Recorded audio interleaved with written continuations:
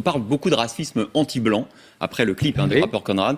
J'imagine que comme tout le monde, vous condamnez, mais au-delà, qu'est-ce que ça traduit? Est-ce que c'est un acte isolé? Des racistes, il y en a partout, anti-blanc, anti-noir. Non, ce n'est pas un acte isolé, c'est une culture. Ça fait longtemps, vous savez, ça fait 10 ans, 15 ans que les rappeurs appellent à tuer les flics, appellent à tuer les Français, appellent à détruire la France. Je peux vous sortir des listes de chansons longues comme le bras. Ce n'est que le dernier. Il y a une culture du rap francophobe